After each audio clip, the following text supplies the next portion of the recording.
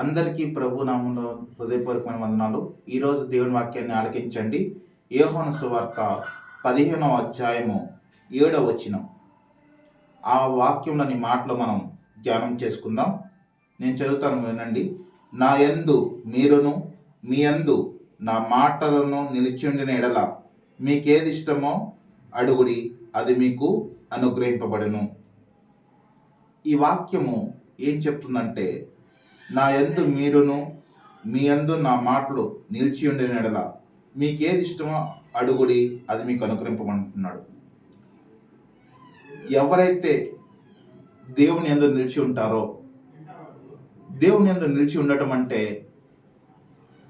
దైవ సేవకుల ద్వారా కానీ, లేకపోతే నువ్వు చదువుకుంటున్న వాక్యము కానీ, ఆ వాక్యం నీతో మాట్లాడినప్పుడు ఆ వాక్యం నువ్వు ఎలా జీవించాలో, లోకంలో ఎలా బ్రతకాలో, దేవుని యొక్క మందిరానికి వచ్చేటప్పుడు నీవు ఎలా జీవించాలో ఈ వాక్యము మనకి తెలియజేస్తుంటుంది. ఎలాగంటే, ఆయన మాటలు నిలిచి ఉండడం వల్ల మనము చూడండి, ఒక తండ్రి ఒక కుమారుడు ఏ ప్రకారంగా అయితే తండ్రి అడిగిన ప్రతిదీ కొడుకు చేస్తున్నప్పుడల్లా వారు ఎలాగైతే ఆ తండ్రి ఆ కుమారుడికి బహుమానాలు ఇస్తాడో, మన ప్రభువైన యేసుక్రీస్తు వారు కూడా మనం చెప్పిన ప్రతి వాక్యాన్ని మనం వింటున్నప్పుడు తప్పకుండా మనం ఆ వాక్య ద్వారా బలపరచబడతాం. అంటే బలపరచబడటం అంటే, లోకంలో కొందరు ఒక్కొక్క మాట ఇస్తారు. ఇదిగో నేను నీకు కష్టాల్లో ఉన్నప్పుడు, లేకపోతే బాధల్లో ఉన్నప్పుడు నీకు నేను సహాయం చేస్తాను అని మాట ఇస్తారే కానీ ఆ మాటను చేసేవాళ్ళు అతి తక్కువ మందే.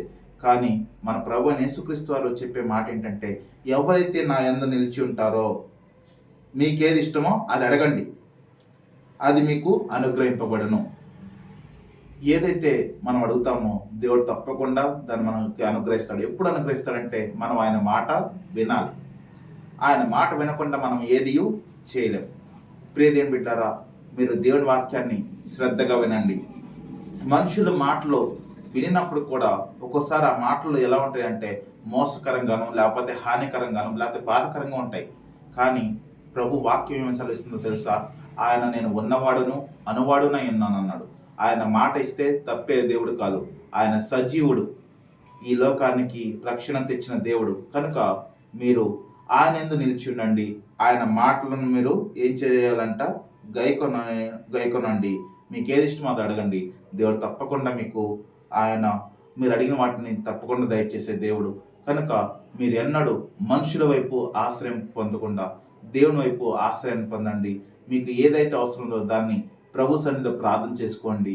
దేవుడు మిమ్మల్ని మీ కుటుంబాలను దీవించి ఆస్వాదించును గాక. ఆమేన్. హల్లెలూయా.